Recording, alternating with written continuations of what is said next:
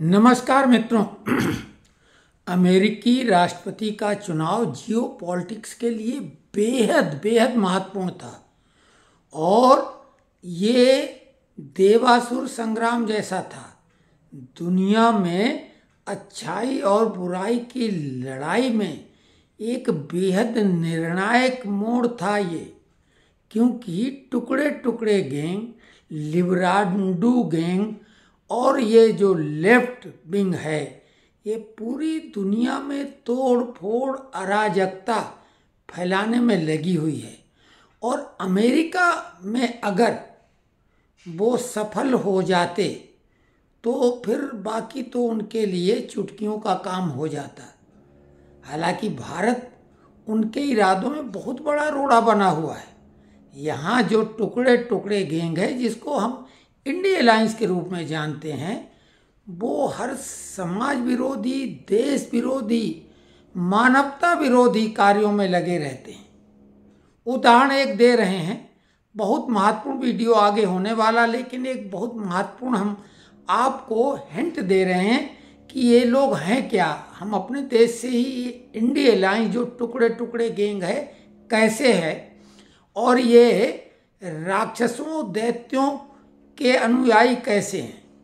आप देख रहे हैं कि फिलिस्तीन, हिजबुल्लाह और यमन यानी हमास, हिजबुल्लाह और हूती, ये जो आतंकवादी संगठन है, यही मॉडल पाकिस्तान भी सुरंग बनाने का करता रहा, लेकिन वो कच्ची सुरंगें घुसने के लिए बनाते थे।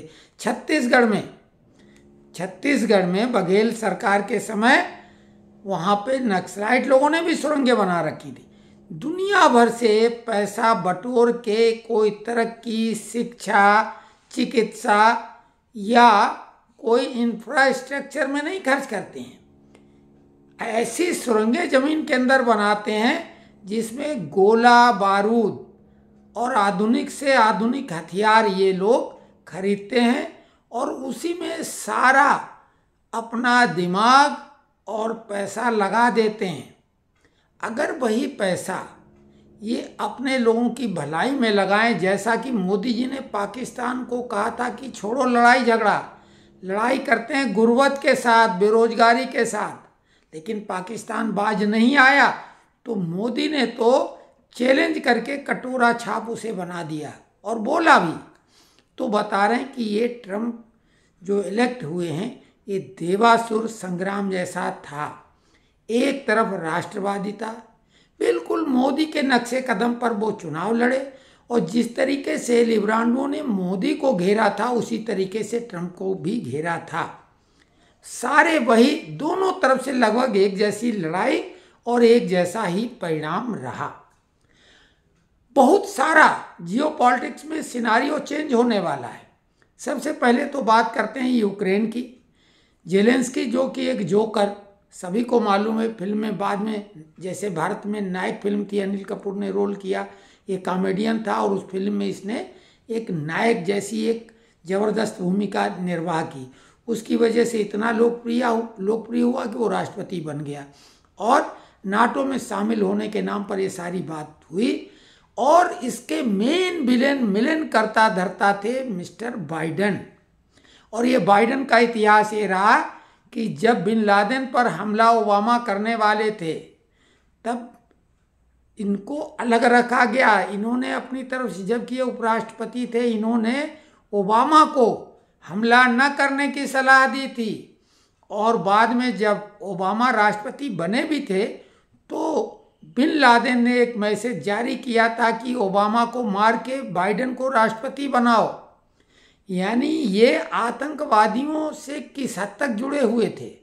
और एक जो बात हमने अपने पिछले वीडियो में खुलासा किया था, कि हम बाद में बताएंगे, अफगानिस्तान में अमेरिका जो अपने आधुनिकतम हथियारों का विशाल भंडार, गोला बारूद और फाइटर प्लेन छोड़ के गया था, उसके पीछे उनकी मंशा क्या थी। हालांकि अमेरिका का सुपर पावर का दर्जा बाइडन ने खतरे में डाल दिया। एक तरह से वो सुपर पावर नहीं रहा, घुटने टेक दिए आतंकवादियों के सामने, तालिबानियों के सामने। उस समय बाइडन की मंशा भारत को घुटनों पे लाना था। पाकिस्तान बहुत खुश हुआ था, ये तो कमाल की मोदी की नीति थी कि वो तालिबानी जो कि पाकिस्तान के मुरीद थे वो भारत के मुरीद बन गए और पाकिस्तान के दुश्मन बन गए। मतलब उल्टा ही उन्होंने गेम खेल दिया। ये तो मोदी की कमाल की रणनीति है, नहीं तो इतने खतरनाक हथियारों के साथ प्लानिंग उनकी ये रही थी कि ये आतंकवादी भारत के नाक में दम कर देंगे कश्मीर के थ्रू। कमला हैरिस डंके की चोट पर कश्मीर का समर्थन कर ही चुकी थी और बाइडन बोलता भले मीठा हो लेकिन ये तो आतंकवादियों का सरगना रहा, बिन लादेन का समर्थक रहा और टुकड़े टुकड़े गैंग का दुनिया का सबसे बड़ा यही चेहरा रहा है। तो खैर वो तो अब उनकी कहानी खत्म हो गई।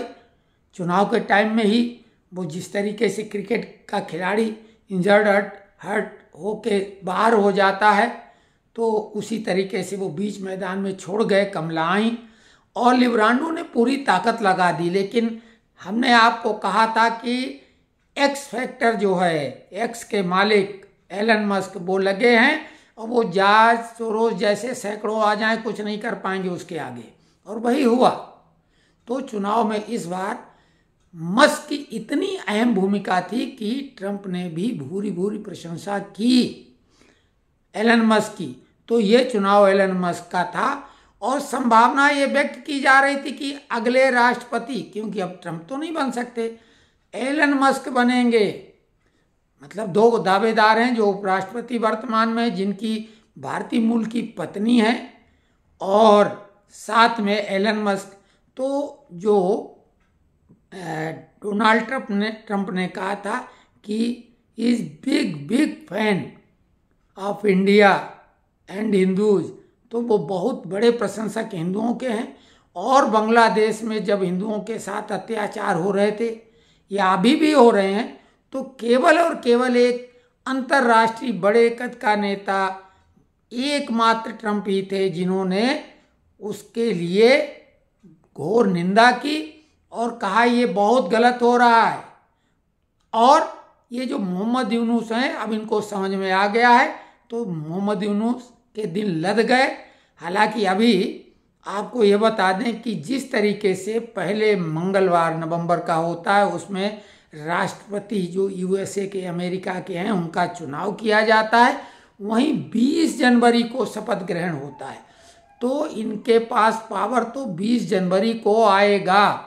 अभी काफ़ी समय है, अभी 2 महीने से ज़्यादा समय है जब ट्रंप वास्तविकता में राष्ट्रपति बनेंगे। इसके पहले चुनाव के पीरियड में कैसे उनके ऊपर जानलेवा हमला कराया गया। हालांकि अब उनको राष्ट्रपति जैसी सुरक्षा तो मिल जाएगी, इसलिए हम उम्मीद करते हैं कि अब वो पूर्णतया सुरक्षित हैं। लेकिन अपनी जान जोखिम में डाल के ट्रंप ने ये चुनाव लड़ा है। कान को छू के गोली निकल ही गई थी, दूसरा हमला फिर हुआ था। तो बांग्लादेश में भी हिंदुओं पे अत्याचार कम होगा, उम्मीद करते हैं, और नहीं तो 20 जनवरी के बाद तो निपटारा बांग्लादेश का होगा ही। साथ ही पाकिस्तान भी जो आतंकवादी हरकतें कर रहा है, आपने देखा भारत ने सर्जिकल स्ट्राइक और एयर स्ट्राइक की थी, वो ट्रंप के ज़माने में की थी, बाइडन के ज़माने में नहीं की, क्योंकि भारत के ऊपर इतना दबाव बनाया गया था।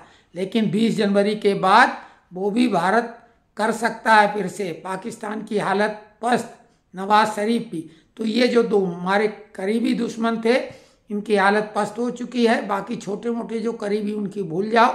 चाइना तो पैसे ही घुटने पे आ गया रसिया बीच में आने की वजह से, तो चाइना अब वैसी हरकतें नहीं करेगा। कुछ समय तक उम्मीद है, 4 साल ये बेहद अहम होंगे, क्योंकि 4 साल कार्यकाल ट्रंप का है और इधर मोदी का भी वो कार्यकाल उतना रहेगा ही। तो ये 4 साल भारत के लिए भी बहुत महत्वपूर्ण है। इसके अलावा जेलेंस्की तो उधर परेशान होगा, लेकिन ईरान, क्योंकि ट्रंप की सबसे ज़्यादा टेढ़ी नज़र ईरान पर है, उसको उन्होंने कहा हम परमाणु शक्ति संपन्न देश कभी नहीं बनने देंगे। तो अली खामेनेई भी बेहद परेशान होंगे। अब इजराइल हमला करेगा तो परमाणु संयंत्रों पर और तेल भंडारों पर करेगा, जो कि बाइडन ने नहीं करने दिया। बाइडन ने इजराइल को दबाव में ले रखा था। वहाँ के रक्षा मंत्री भी बाइडन के चहेते थे, इसलिए उनको नेतन्याहू ने बर्खास्त कर दिया। हालांकि वहाँ विरोध हो रहा, क्योंकि अमेरिकन लॉबी वहाँ बहुत मजबूत है, लेकिन उन्होंने निर्णय ले लिया। इसके अलावा ये आतंकी संगठन हिजबुल्लाह, हूती और हमास, तो हूती ने तो सरेंडर कर दिया, सीज फायर घोषित कर दी अपनी तरफ से। हिजबुल्लाह की हालत अब खराब ही है और हमास तो लगभग खत्म हो गया है और फिलिस्तीन पे अब वो कब्जा कर ही लेगा इजराइल पूरी तरह से। अब वो कभी भी फिलिस्तीन को अलग नहीं रहने देगा। तो ये तो महत्वपूर्ण बातें हो गई हैं।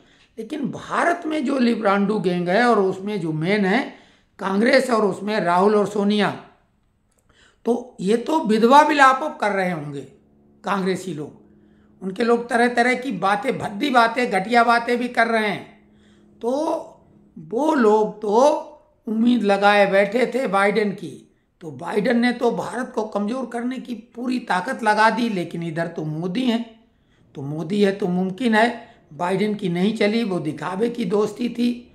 लेकिन बाइडेन भारत के हित में कभी नहीं था। कमला तो खुल के कश्मीर के पक्ष में थी, लेकिन जो इन्होंने हथियार छोड़े थे वो भारत के विरुद्ध इस्तेमाल करने के लिए तालिबानियों को दिए थे। मोदी की अपनी रणनीति, कूटनीति का कमाल है कि जो तालिबानी लोग हैं वो भारत के फैन हो गए हैं। तो ये तो कमाल है। उधर ट्रूडो जो कनाडा में भारत की विरोध अपना खालिस्तानियों को खाद पानी दे रहे हैं, तो ट्रूडो का अगले साल तो विदाई वैसे ही तय है, बीच में भी छोड़ सकते हैं। इनका भी पूरा इंतजाम हो गया। उधर पन्नू का राम नाम सत्य है, कभी भी अब हो सकता है। सोरोस भी अपनी जान बचा के कहीं भाग गया, ऐसा पता लगा है, क्योंकि ट्रंप उसको नहीं छोड़ने वाला है। और साथ में हिंडनबर्ग जो सोरोस की ही पिछलगुआ कंपनी है, दुनिया को बर्बाद करके शेयर मार्केट गिरा के ये सब जो हरकतें करते हैं, ये सब ठंडे बस्ते में जाएंगे। और वहाँ की जो पत्रिकाएं और अखबार जो लिब्रांडुओं की हैं, लेफ्ट गैंग की, उनके ऊपर भी ट्रंप इस बार ज़बरदस्त अंकुश लगाएंगे। बिल्कुल ट्रंप ने ये कह दिया कि एक एक सेकेंड वो पूरे अमेरिका को महान बनाने के लिए लगाएंगे। उनका भी नारा है अमेरिका फर्स्ट और मोदी जी का भी नारा है India first, Bharat first, nation first. तो दोनों लोग बिल्कुल अपने अपने अंदाज में लगे हुए हैं और ईश्वर की कृपा है कि अमेरिका में इस तरह के राष्ट्रपति बने हैं जो भारत के परम मित्र हैं, यानी मोदी के मित्र तो भारत के मित्र।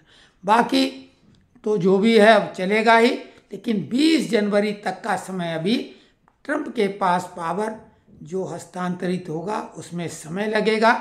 एक चीज़ और बता दें कि कई बार ये शपथ 21 जनवरी को भी होती है।